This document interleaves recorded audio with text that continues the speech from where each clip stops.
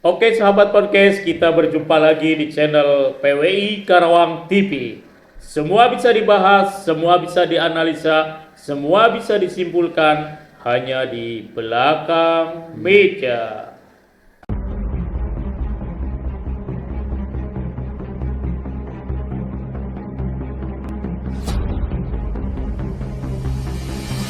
Lebih dalam, menjawab tanda tanya, semua dibahas tuntas hanya di belakang meja.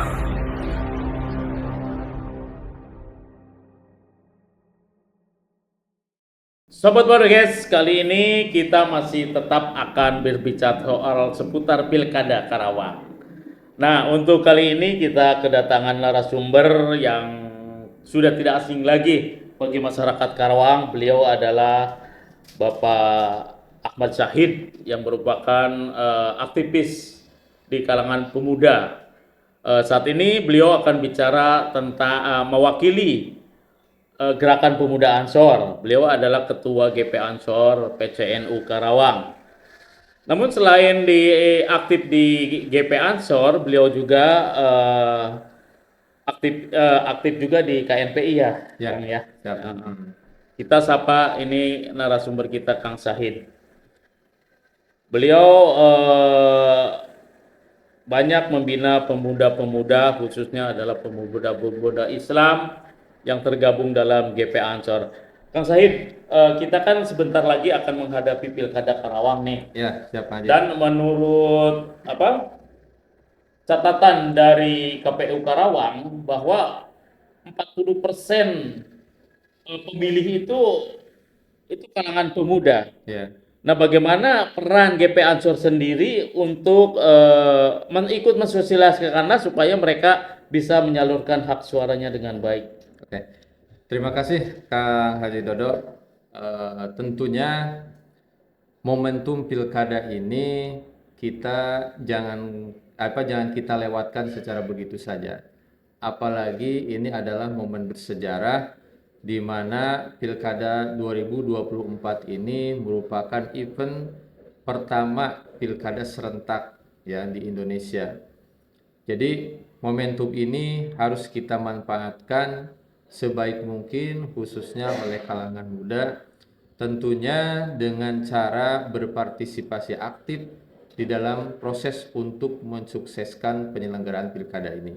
Kita harus khususnya para generasi muda ini jangan apolitis, jangan menganggap pilkada ini sebagai eventnya para politisi saja, akan tetapi justru kita sebagai generasi muda harus ikut mewarnai bagaimana proses pilkada ini harus berjalan dengan baik seperti itu. Nah, cara GP Ansor sendiri untuk memberikan pemahaman seperti itu, Kang Sahid, kan mereka kebanyakan ya pemuda-pemuda Islam itu pada tinggal di pondok pesantren, ada juga ya memang ya kurang kurang melihat dunia luar. Apakah GP Ansor itu secara datang ke pondok-pondok itu secara door to door untuk mensosialisasikan hal ini atau bagaimana? Kadang-kadang ada anggapan seperti ini, Kak Haji, bahwa kaum santri atau asatid ataupun tokoh-tokoh Islam lainnya jangan ikut-ikutan di dalam dunia politik kan Oh seperti iya itu, iya ada game seperti itu ya. Nah, justru sebetulnya tokoh-tokoh Islam, para santri, tokoh-tokoh pemuda Islam itu justru seharusnya harus terjun dalam dunia politik meskipun tidak terlibat dalam politik praktis, misalnya menjadi anggota partai politik dan lain sebagainya. Akan tetapi kita harus melek politik. Begitupun dengan kaum santri. Karena apa? Kebijakan-kebijakan yang berpihak kepada dunia pesantren, dunia Islam itu adalah lahirnya daripada proses politik. Apabila kita sebagai kaum santri apolitis, acuh terhadap politis, tentu siapa nanti yang akan memperjuangkan aspirasi-aspirasi kaum sarungan dalam istilahnya mungkin, ataupun para kaum santri di pemerintahan. Nah, oleh karena itu kami daripada GP Ansor ingin membangun kesadaran itu di kalangan pemuda, khususnya adalah di kalangan pemuda Nahdiyin, agar mereka di dalam momentum pilkada ini, di dalam momentum politik ini tidak hanya acuh begitu saja, Tidak menyia-nyiakan tidak hak menyanyiakan politiknya. hak politiknya, Ya. akan tetapi harus ikut mewarnai. Dalam arti dalam mewarnai ini dalam tanda petik, ya mereka bisa ikut menuangkan gagasan-gagasannya terhadap calon-calon pemimpin kita di Kabupaten Karawang ini, kan seperti itu. Bagaimana aspirasi-aspirasi kaum santri, aspirasi-aspirasi para kiai itu bisa diakomodir siapapun nanti pemimpinnya di Kabupaten Karawang ini. Jadi kesadaran-kesadaran itu kita coba bangun melalui wadah-wadah yang ada di GP Ansor sendiri, kan seperti itu. Apa pendekatannya melalui kiai-kiai atau gimana supaya mensosialisasikan Ya kita pendekatannya mungkin secara, karena kita ada pemuda dan juga kita punya jejaring di tingkat kecamatan sampai ke tingkat desa. Nah, kita membangun komunikasi itu secara internal. Nah, mungkin untuk ke kalangan kiai juga kita sentuh, tetapi mungkin tidak terlalu dalam karena itu ada ranahnya yang lain. Kita bangun perspektif ataupun kesadaran-kesadaran itu di kalangan pemuda saja.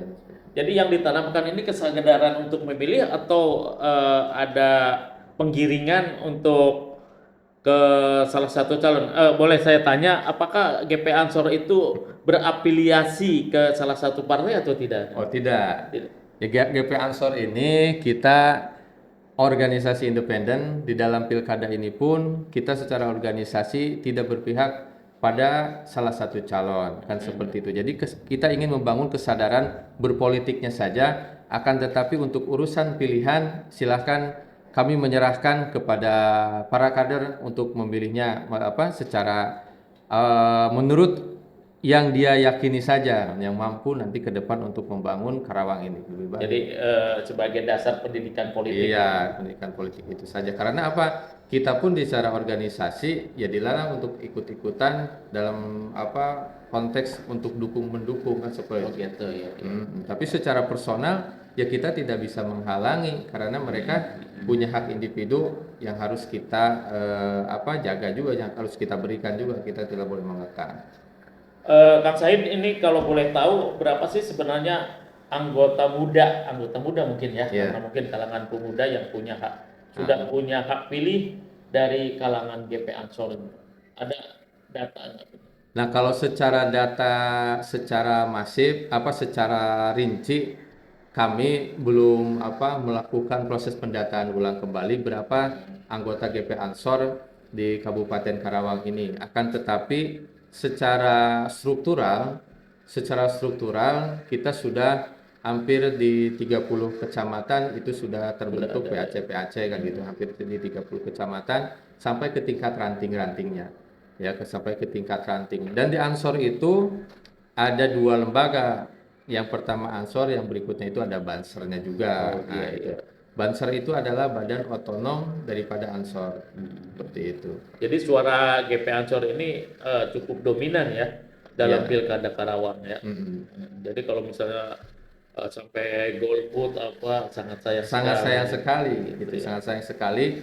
Tentunya aspirasi-aspirasi kita tidak akan ada yang bisa mengawal di proses pemerintahan kalau kita hanya diam saja tidak memberikan dukungan seperti itu.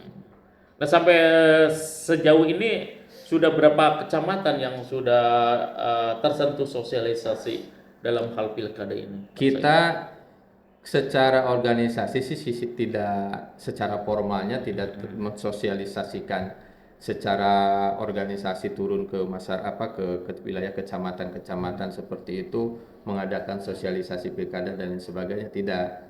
Karena yang paling kita komunikasi kita manfaatkan ketika ada momen-momen kumpul. Jadi kita disisipkan dalam dakwah mungkin. Iya, secara kegiatan untuk formalnya untuk sosialisasi kita tidak mengadakan hal seperti itu.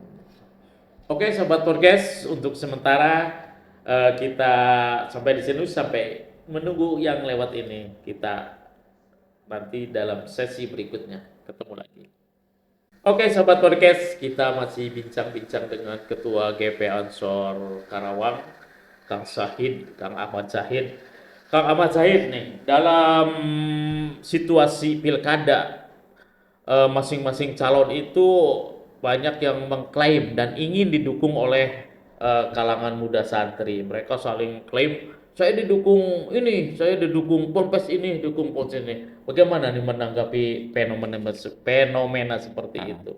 Tentunya di dalam dunia dunia klaim mengklaim di dalam proses pilkada ataupun proses politik, hal-hal yang wajar Wajar, saja, ya. hal-hal yang wajar saja. Karena apa? Mereka ingin mendapatkan simpatik dari berbagai masyarakat, kalangan masyarakat, khususnya kalangan santri.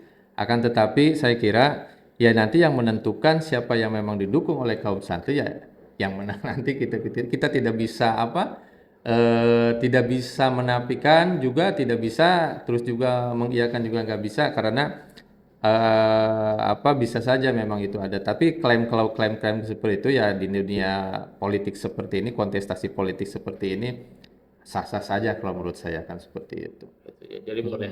Nah, GPANS sendiri ada nggak kisi-kisi jadi calon yang sayang kepada santri yang harus dipilih atau gimana? Ada nggak kisi-kisi seperti itu? Ya kalau kisi-kisi sih saya kira saya serahkan saja kepada konstituen gitu ya, kepada kaum santri, kepada para pemuda. Silakan mereka bisa menentukan kisi-kisinya secara ya sesuai dengan keyakinannya. Akan tetapi kalau saya boleh memberikan gambaran, di dalam kaidah fikih itu ada yang disebut dengan tasarruful imam ala ra'iyah manutun bil maslahah. Jadi kebijakan seorang pemimpin itu nanti ke depan itu harus memberikan maslahatan kepada seluruh masyarakat. Nah, saya kira calon-calon pemimpin yang hari ini yang sudah ada, yang sudah terdaftar di KPU, yang mana kira-kira yang menurut kaum santri, kaum pemuda yang bisa memberikan kemaslahatan dari segi program visi dan misinya ataupun gagasan-gagasannya, yang bisa memberikan masukan ataupun menampung aspirasi daripada kaum santri. Tinggal nanti mana yang kira-kira lebih cocok. Terutama hari ini undang-undang pesantren itu sudah ada, sudah lahir. Sementara di kita implementasinya belum maksimal. Nah, nanti bagaimana para pemimpin ini bisa menampung dan juga merealisasikan aspirasi-aspirasi daripada kaum santri ini, terutama khususnya di dunia pesantren, karena pesantren di Kabupaten Karawang ini cukup banyak juga kan seperti itu. Ya, jadi bagaimana nih pemerintah bisa Artinya pemimpin masa depan itu atau pemimpin terpilih nanti harus ada perhatian lebih lah kepada Ya, kalangan santri ya, kalangan santri. khususnya para anak-anak muda. Mungkin begitu. Ya, seperti itu. Karena apa? Dunia pesantren ini saya kira sekarang ini sudah mulai naik kelas. Dalam arti naik kelas itu pemerintah sudah mulai hadir dibandingkan dengan yang lalu-lalu. Kalau dulu waktu saya kecil sering ada anggapan madrasah, pesantren itu adalah pilihan kedua ya. Pilihan kedua ketika sudah tidak terpilih ataupun tidak masuk ke dalam sekolah negeri ataupun sekolah umum, ya pilihannya adalah pesantren. Akan tetapi hari ini banyak para orang tua yang menjadikan pesantren, madrasah itu sebagai pilihan utama untuk mendidik anak-anaknya. Dan saya kira pemerintah harus lebih memperhatikan lagi kehadiran daripada pesantren dan maupun madrasah. Karena memang perannya sangat sentral sekali pada hari ini di tengah dekadensi moral yang semakin merosot di kalangan remaja pada hari ini. Iya. Kalau bunyi undang-undangnya sendiri, undang-undang santri itu ada nggak untuk mendorong supaya pesantren itu lebih diformalkan? Kalau diformalkan sebetulnya saat ini sudah ada juga namanya itu Jadi ada kesetaraan. Jadi ijazah pesantren itu bisa disetarakan dengan ijazah sekolah umum dan juga bisa melanjutkan. Madhab Ali kalau tidak salah. Nah, sebutannya kan seperti itu. Jadi kita jangan sampai ragu kalau misalkan memasukkan ke pesantren anak ke pesantren itu nanti masa depannya akan bagaimana gitu. surat dan Masih tanda tanya ya. Tanda tanya. Dan yang saya lihat sekarang kan rata-rata pesantren-pesantren modern itu di samping ada pendidikan agama khusus juga mereka juga membuka pendidikan-pendidikan formal setara madrasah diniyah, Ya, aliyah, dan sanawiyah gitu. ya. Itu merupakan bagian dari memformalkan pesantren bukan? Tidak, itu bagian dari terpisah pesantren-pesantren SMP ataupun lembaga-lembaga. Cuma yang diformalkan itu ada ya tadi yang sebut seperti Ma'had Ali. Nah itu mah beda untuk lembaga dengan bukan sanawiyah, bukan Bukan aliyah. aliyah gitu seperti itu. Kalau yang sekarang ini kan banyak pesantren itu punya dua, ada lembaga pesantrennya, ada sekolahnya kan seperti. Nah itu mah ya sama aja dengan yang lain seperti yang sekolah-sekolah umum yang lain, bahkan madrasah yang tidak di pesantren pun kan ada nah, gitu. Nah, kita kembali ke Pilkada Karawang. Kaitannya dengan Pilkada Karawang, dunia santri ini, dunia pesantren. Dari kedua kandidat yang ada ini, ada nggak yang mengarah untuk mendukung perkembangan pesantren lebih menonjol atau lebih besar? Nah, kalau untuk menjawab itu saya kira Udah ini offset, ah udah offset. udah offset. biarkan Baik. biarkan nanti masyarakat yang memilih. Kan kemarin sudah tuh dipapar apa saat debat kedua kandidat memaparkan visi misinya. Dan saya kira masyarakat sudah menonton, Oke. kaum santri sudah menonton hal itu. Iya. Nah, saya tidak perlu mereview kembali karena ya tinggal masyarakat aja yang memilih itu. Apa yang menentukan ataupun yang membaca nanti mana visi misi daripada kedua kandidat yang sudah ada pada hari ini. Biarkan pemuda-pemuda santri yang menilai. Ya, mereka yang ya. menilainya kan seperti itu. Biarkanlah mereka yang menilai. Oke, Kang Sahid. Kita lanjut masih soal pilkada nih. Kadang-kadang kan dalam kampanye-kampanye itu ada saling serang, saling mengejek, ayo ya apa yang disebut dengan black campaign. Ini ada nggak menurut pengamatan Kang Sahid santri-santri yang terlibat dalam hal itu? Sementara ini ya Ya, sampai tanggal berapa nih kampanye untuk santrinya yang melakukan black campaign atau black campaign-nya yang di pilkada atau gimana? black campaign-nya yang ya mungkin mendiskreditkan kaum santri atau santri juga ada yang ikut-ikutan melakukan hal itu. Terpancing lah. Ya. Kalau yang sepengetahuan saya, kalau santri yang menjadi pelaku black campaign-nya ataupun menyebarkan itu di medsos dan lain sebagainya, sepengetahuan saya sampai saat ini sih belum ada. Alhamdulillah ya. Ya, belum ada. Cuma kalau untuk Objek kasus-kasusnya yang seperti itu kita melihat bahwa di dalam masa kampanye ini hari ini sudah tidak lagi bukan adu gagasan lagi, tetapi sudah menyerang daripada pribadi-pribadinya, dikorek-korek kejelekannya dan lain sebagainya. Kalau kejelekan secara kebijakan, jejak ataupun track record daripada pekerjaan-pekerjaan dari kedua kandidat ini saya kira hal tersebut ya sah-sah saja. Tetapi kalau sudah menyerang ke individu-individunya, pribadi-pribadinya, masa pribadi, saya kira ini sudah tidak sehat. Tidak sehat ya. Kalau seperti itu, karena apa? Ya kita ya subjektif akhirnya kan seperti itu. Itu menjadi subjektif dan bisa menimbulkan polarisasi nanti di tengah-tengah masyarakat. Dan ini yang saya kira mungkin ini karena apa ya? Calonnya mungkin karena dua, mungkin dia karena dua pasang sehingga battle kan gitu ya, berhadap-hadapan, tidak ada alternatif lain sehingga untuk meraih simpati masyarakat itu segala cara, segala informasi baik itu yang hubungannya dengan masalah pribadi itu dikorek-korek, dipublis ke publik lah gitu ya, dipublis ke tengah-tengah masyarakat yang akhirnya nanti bisa menimbulkan antipati. Saya kira kalau kampanye-kampanye seperti ini ya tidak sehat, lebih baik gagasan-gagasan, program-program yang harus dikedepankan saya kira bagaimana membangun Karawang ke depan 5 tahun ke depan.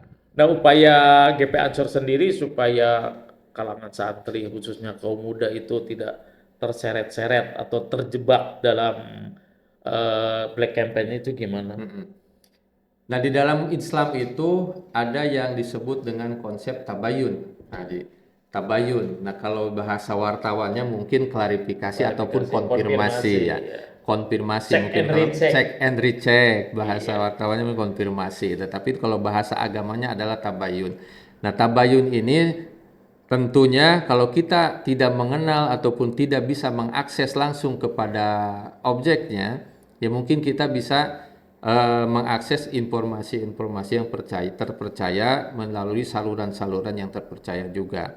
Ketika kita mendapatkan informasi kaitannya dengan black campaign ataupun negatif campaign yang bertebaran di masyarakat, baik itu secara langsung maupun di media sosial, Ya. saya kira jangan ditelan mentah-mentah.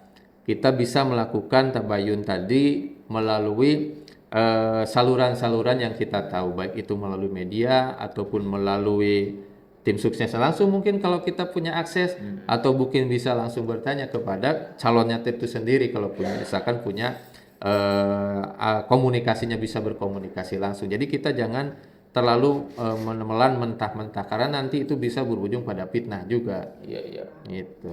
Gitu. Nah, dari segi kampanye nih Kang Sahid, untuk kalangan santri milenial ya, mungkin kalangan santri muda, ada nggak larangan supaya mereka itu tidak terlibat kampanye langsung atau gimana? Atau memang didorong untuk ikut kampanye langsung, ikut arak-arakan atau ikut berorasi atau gimana? Atau tampil di depan umum lah untuk mengajak salah satu pasangan calon. Ya. Ada nggak nih rambu-rambunya dari GP Ansor? Kalau secara undang-undang kepemiluan, tentunya santri itu bukan orang yang dilarang untuk berkampanye. Jadi silahkan saja kalau memang misalkan punya dukungan, lalu ada momen untuk kampanye, untuk ikut kampanye, ya silahkan saja. Selama secara individunya tidak menjadi orang yang dilarang ikut kampanye. Oh gitu. Gitu, Boleh karena- bawa bendera Ansor gitu. Nah, kalau bendera Ansornya mah jangan, nggak boleh. Ya maksudnya itu, jadi ikut Ah. kampanye terbuka tapi sambil bawa bendera Ansor gitu. Jangan itu mah, karena Ansor itu tidak boleh ikut berkampanye dan lain sebagainya. Tapi kalau untuk santrinya mah kan boleh-boleh saja. Yang tidak boleh itu adalah tempatnya, pondok pesantrennya. Nah, kalau pondok pesantrennya itu kan sarana keagamaan, itu tidak diperkenankan untuk menjadi tempat kampanye. Oke, jadi secara individu boleh mereka melakukan kampanye asal jangan bawa-bawa nama organisasi mungkin Organisasi. begitu. Kang Said, kita kan sebentar lagi ini melaksanakan pilkada serentak ya, tepatnya tanggal 27 November tahun 2024. Nah, dari GP Ansor sendiri ada nggak himbauan kepada anggotanya atau kepada para santri?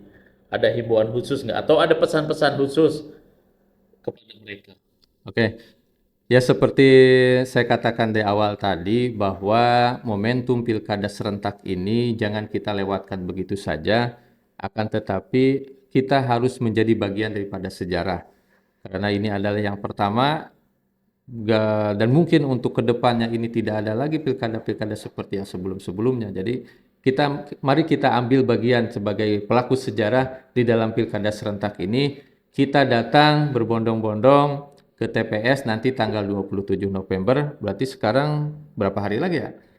Nah, tinggal beberapa minggu lagi lah ya, tinggal beberapa dua mingguan lagi kita datang ke TPS. Silakan tentukan pilihan yang menurut kita yakini ini bisa membawa kemaslahatan untuk Kabupaten Karawang ke depan, khususnya untuk kaum santri ya, dan juga pondok pesantren, supaya ke depan bisa lebih baik lagi. Jangan sampai kita melewatkan begitu saja, tidak datang ke TPS. Dan yang terpenting saya kira, sebelum kita datang ke TPS, pastikan terlebih dahulu nama kita tercatat di dalam DPT.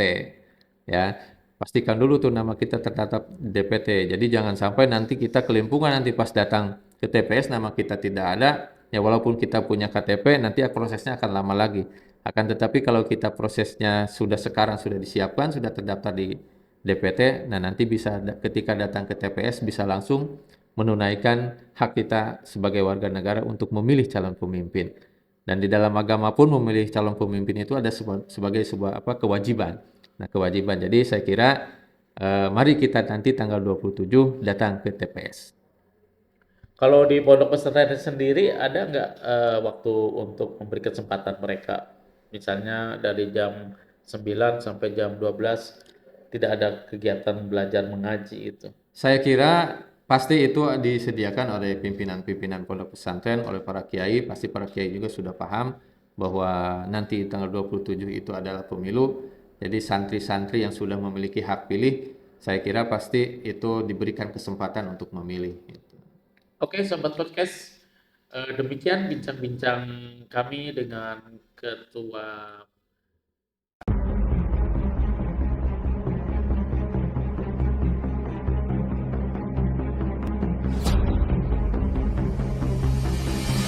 Lebih dalam, menjawab tanda tanya, semua dibahas tuntas hanya di belakang meja.